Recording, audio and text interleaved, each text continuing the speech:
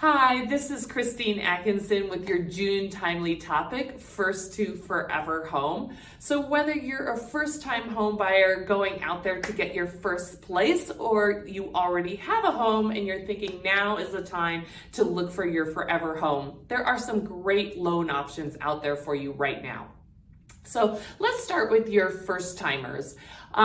So last fall, Fannie Mae and Freddie Mac made some lovely adjustments to the pricing of their loans for first-time home buyers. They basically made them less expensive by eliminating some fees.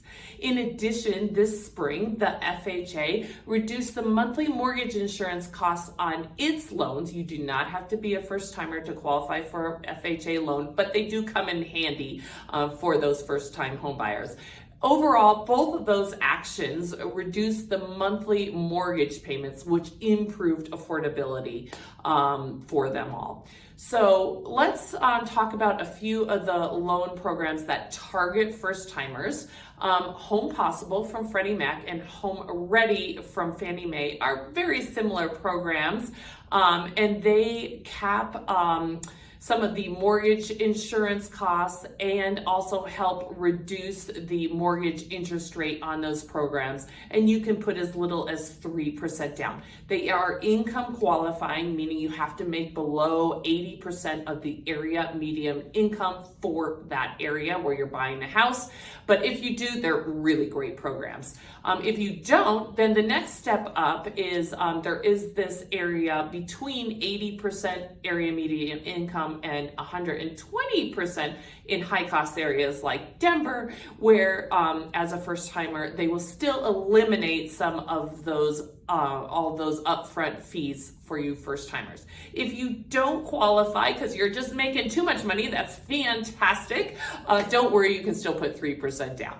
And then if you're thinking, well, okay, that's great, I can go ahead and get the monthly payment together, but what about that 3%? That can be a large amount of money, especially in the home prices here in Denver. Then don't worry, there are some down payment assistance programs available out there.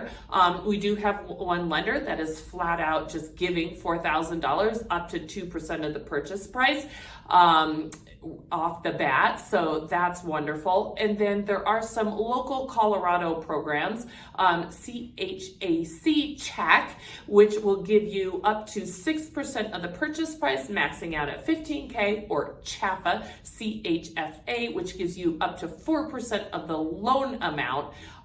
So those can both be great options to look at. Now, if you're hopefully all of that package coming together on both the monthly payment and the down payment will get you into your first place. If you're on the other side and you're saying, I already have a home and now I'm really striving for kind of the next level house, the one that I'm hopeful to be in for a long time, a lot of the times this may lead you into the jumbo loan territory. Those are loans that are $726K currently in Denver and surrounding counties and above. It does change depending on the county that you're looking at. So, those types of loans are not what are called agency loans, so not underwritten specifically to Fannie Mae and Freddie Mac guidelines. They are determined by specific investor guidelines. So we'll find a lot of our lenders will have multiple investors and different jumbo options. So you can just imagine the matrix of multiple lenders, all with their own lenders, and it is quite a web to weave through. But in good news, with all these different underwriting guidelines, it means there most likely is a loan out there that will fit your specific scenario. It's more just finding out which one it is. So some things and factors that vary across jumbo loans are is your purpose? So is it a primary residence, second home, or investment purchase? What is your credit score? Some of them will go down to 660, some of them retain higher 720 or above limits.